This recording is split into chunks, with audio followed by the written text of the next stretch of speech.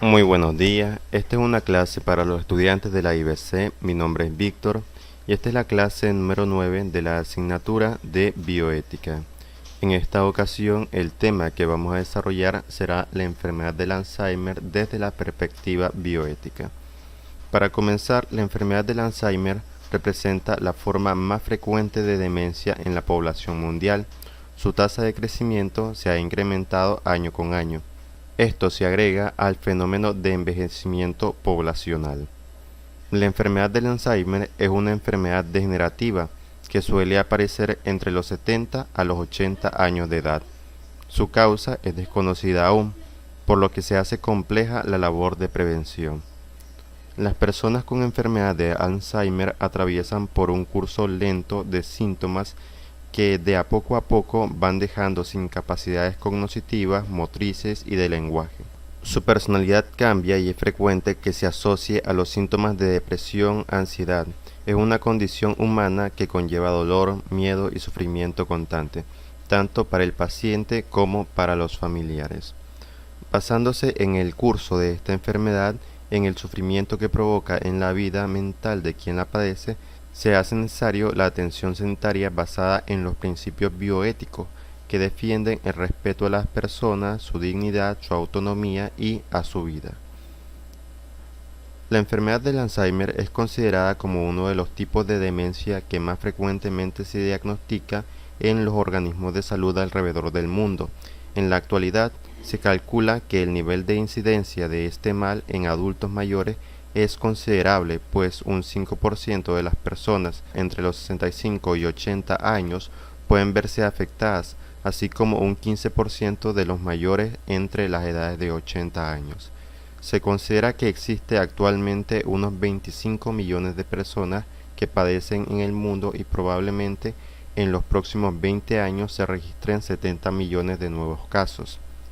Constituye la forma más común de demencia. Se estima entre un 50 a 70% de los casos diagnosticados de demencia y es la cuarta causa de muerte en los Estados Unidos, donde hay unos 4.5 millones y se espera que llegue a los 13.2 millones para el año 2050, dando por entendido que la cifra se triplicará.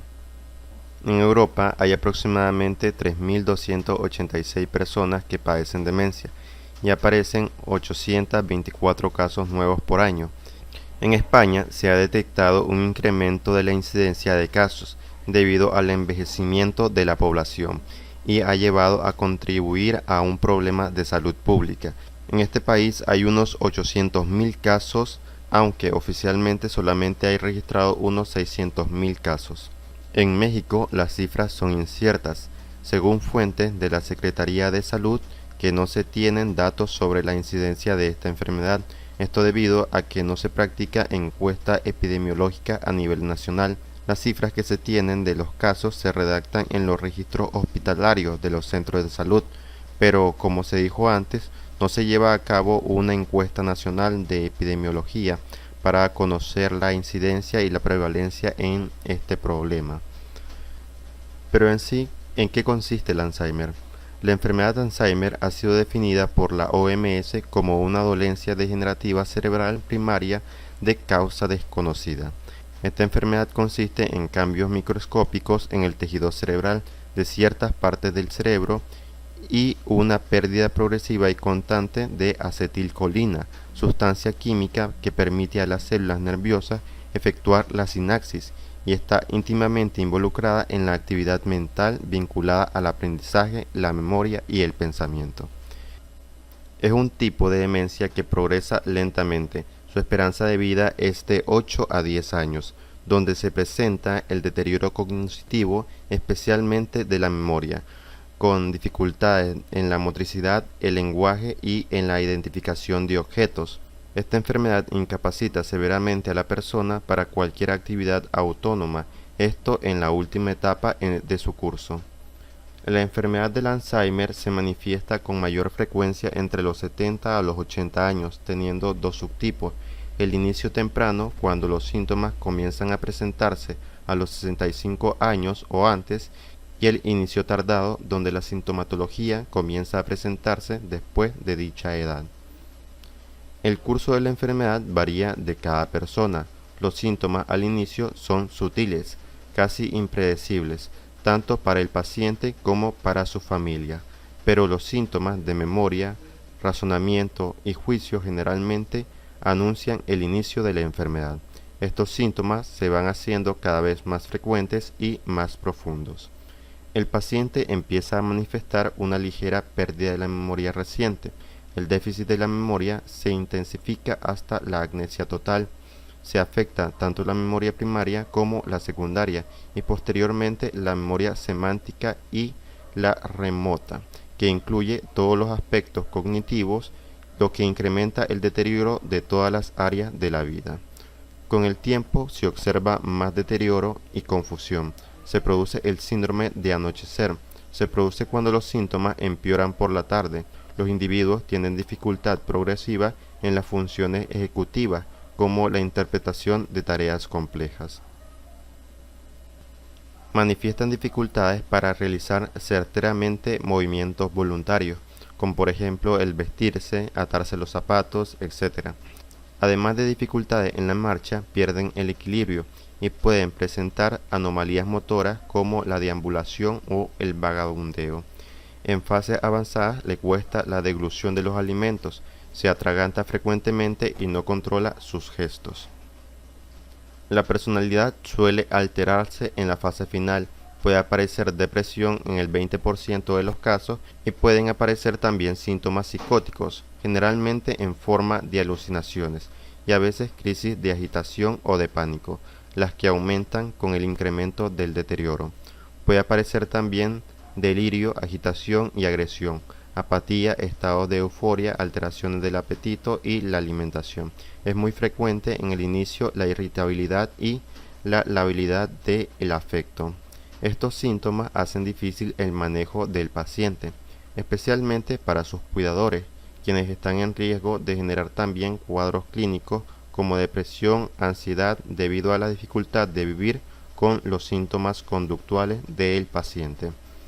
En la evaluación psicológica, la enfermedad del Alzheimer, como ya se explicó, cursa por una serie de síntomas que evolucionan en gravedad a lo largo del curso de la enfermedad. Sin embargo, es importante señalar la forma clínica en la que se lleva a cabo el diagnóstico.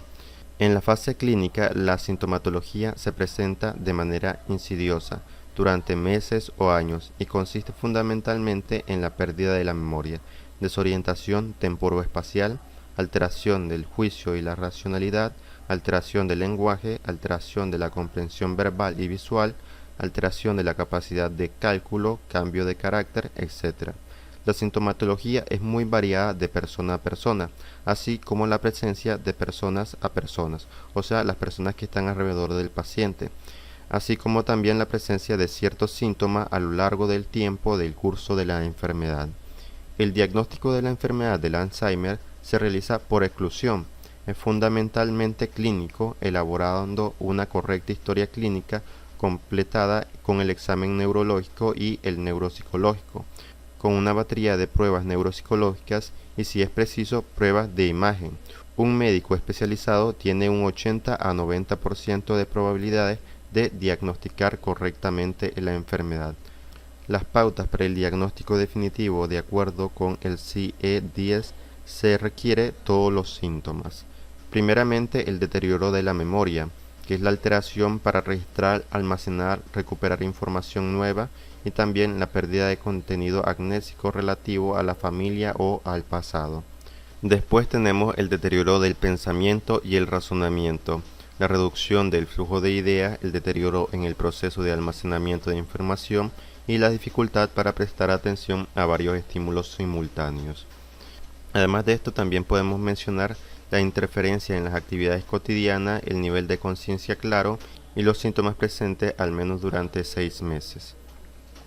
En el criterio diagnóstico del DSM-4, primeramente está el déficit cognitivo múltiple, alteración de la memoria, uno o más de las siguientes alteraciones cognitivas, la afasia, apraxia y agnosia, alteración de las funciones ejecutivas, Estas alteraciones intervienen en el funcionamiento laboral y social, el curso gradual y progresivo.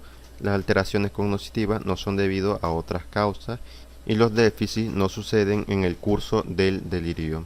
En lo referente a los instrumentos de explicación clínica usados para el diagnóstico de la enfermedad del Alzheimer, es usual el uso de primeramente la tomografía axial computarizada, abreviación TAP. Es un aparato especial de rayos X que dispara una serie de rayos a través del cerebro y una computadora hace el análisis para crear una imagen de las estructuras internas, su tamaño y su forma. Después tenemos la resonancia magnética nuclear, o RMN. También es conocido como imagen de resonancia magnética, o IRM. Hace una copia clara y detallada del tejido cerebral en las áreas enfermas contrastadas del tejido sano. Y por último tenemos la tomografía de emisión de positrones. La tomografía de emisión de positrones, o TEP, de manera abreviada, se basa en la física nuclear. Provee una foto del cerebro semejante al TAC, pero revelando la actividad existente en las diversas áreas del cerebro, mostrando si existe reducción de dicha actividad y las áreas afectadas. Permite detectar tempranamente el daño cerebral, lo que facilita la intervención del paciente.